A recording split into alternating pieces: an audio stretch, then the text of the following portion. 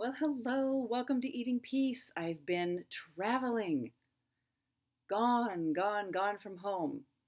And I've missed you all, and I've missed my week where I normally send off a video because I've been even out of internet quite a bit of the time.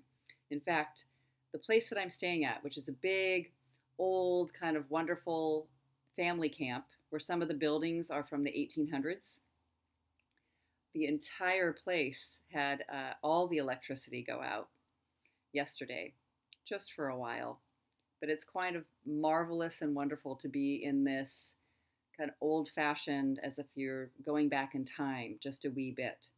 So the way it works where I am, where I'm staying for an entire week with many family members and then extended family, about 250 people, all staying together in what was once a small town. So lots of old kind of Victorian built houses and a hodgepodge of buildings to sleep in, and then this big tiny dining hall, kind of like we had when you go to summer camp, a little more upscale because it's adults and families and children all eating together, but we do eat family style.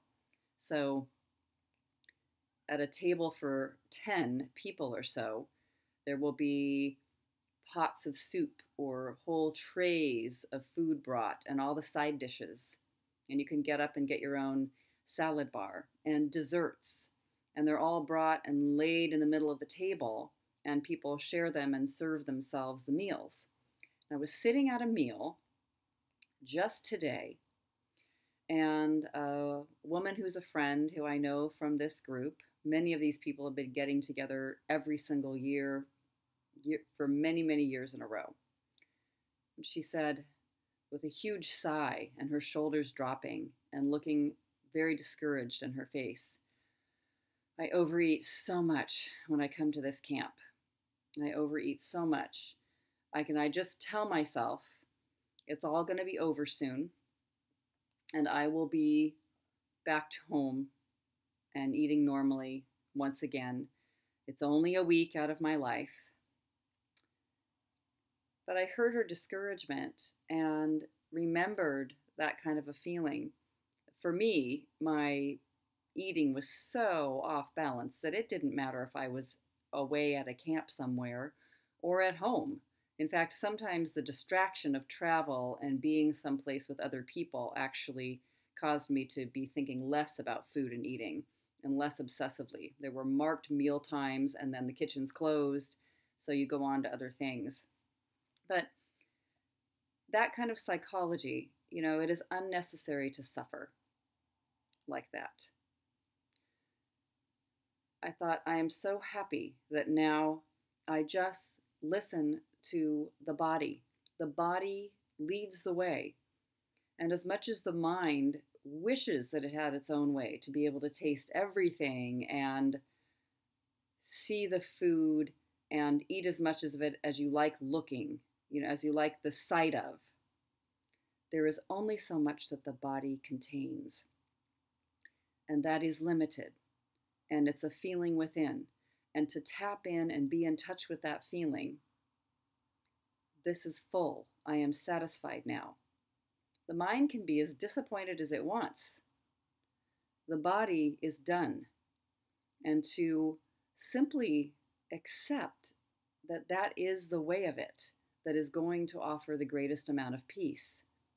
That you don't have to play around with anything that's going on in the mind. The mind is just screaming away like a jungle of monkeys. I've used that metaphor before. It might have all kinds of things to say. Now, I don't know what that lovely friend is thinking in her mind about why not to stop the food. I have noticed for myself that this is food that I might never eat unless I come back here next year and they're still cooking the same way. I just wouldn't think of cooking this particular dish. There's a lot of camp food. Sometimes people would say it's Midwestern United States type food. But I taste it. I'm curious. When I sit down at the table, I am genuinely hungry.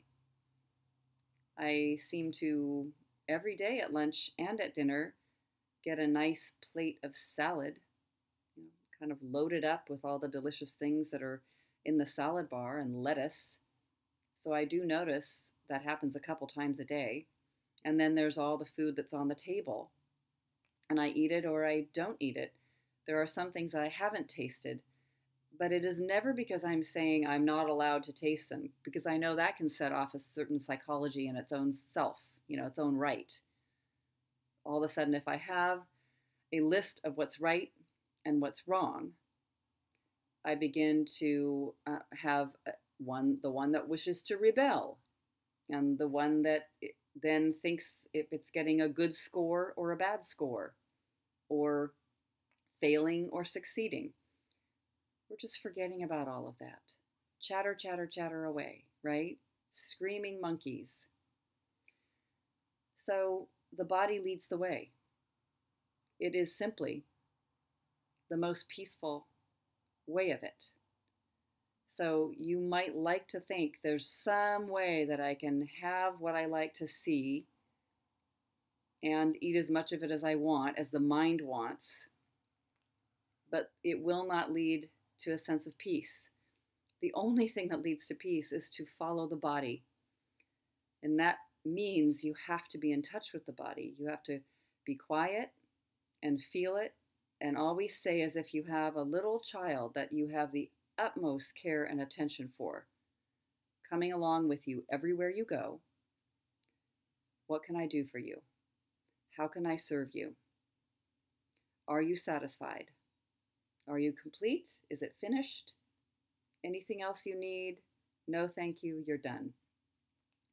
That means that I'm feeding this child body, the one that is here, when it's hungry, and I am stopping when it's full.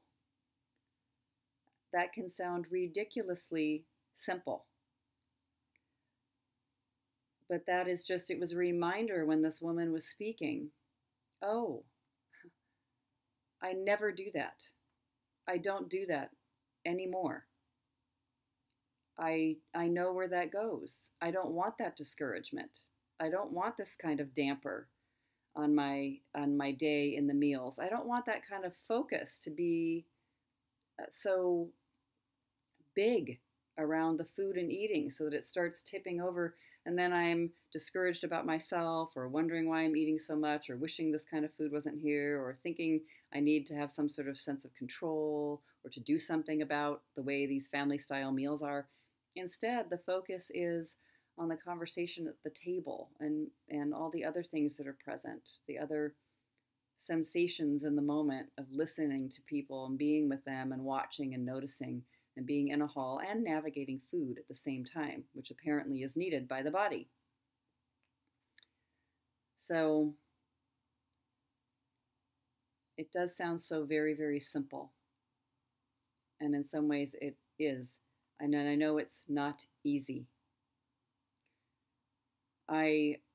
Not long ago, from something that I was reading this very week, in summary, it was basically suggesting if you are suffering, you're lying to yourself. If you are suffering, you're telling a lie. It's a pretty strong word, strong way to say it. But I just had to pause a moment as I gathered what this author was speaking to, and holding that and sitting with it, and then applying the work of Byron Katie and Byron Katie's experience that she shared with us, and self-inquiry that we're doing. Is it true? So anything that would suggest you go past the point of satisfaction, there's simple satisfaction and supporting the body, would be something that is pushing you to a place that doesn't really work. You can call it false. Maybe you can't even call it that. It's just noticing it doesn't work. Yes, we still go on. You are still okay. Yes, you're still worthy and a loving person, and there's a new day and another new meal, and your body is being amazing and digesting and working with what's there. And just noticing there's nothing wrong, there's nothing terribly wrong. It's just seeing what is peaceful and what isn't. So, both ends of that on the scale of hunger, being sure that I feed myself when I'm coming down towards emptiness, and then giving myself satisfaction so that I'm full and comfortable and feeling easy in the body when I leave the table. And just wondering what those thoughts are. And if I have them, I can write them down. What are the thoughts? What are the thoughts running that seem to suggest that the way my behavior follows those thoughts is I wind up going past this point of satisfaction, which is the natural, a more natural place, the peaceful place. Maybe even natural isn't the best word. You might not feel that you have any sense of being in touch with what's natural. I sure didn't. So some of these sound like as if they're assessment words, they're like we are thinking about right and wrong. I just like thinking of it as knowing what causes suffering and what doesn't, what brings peace and what doesn't. We're studying peace here, and I just see that peace is allowing myself to enjoy the food, not even allowing. It sounds like I'm the one in charge. I just am enjoying the food. I'm tasting it. I have a body that has some room for food in it, even apparently a need for the food. I don't even know if we need to eat when we do, but there's so much gray area, right? There's a lot of wiggle room here. But we are sitting for 3 times a day, sharing food with others, and I eat to satisfaction, and then we're done, and we move on to other things. So just noticing. You can close your eyes, take a deep breath, slow down, a sense of slowness, just listening deeply, asking your feet how they feel about the situation, because often the head is so full of busyness. It's so full of busyness. It's very loud. You just don't need to listen to it. Is it true? It's the greatest question. So helpful. Is what I'm thinking actually the truth? If I feel like I'm suffering, maybe it isn't. Definitely something to question if I find that my mind is running and I'm even saying things like, I've done it wrong. If it hurts, question it. All right. I hope that helps in all your travels or movements in and out of the environment where food is present. One final thing that may be interesting that can help is celebrating the abundance of the food when you're in the presence of it. How fantastic this is. Look at what they've put together. Look at this meal. It's so amazing. I might not cook this when I'm at home, but I can taste it and notice and wonder and then be done. Moving on. There's an end. So enjoy yourselves. Happy eating peace. That's what we're looking at. Peace. Peace. There is a peace in stopping when full. Lots of love.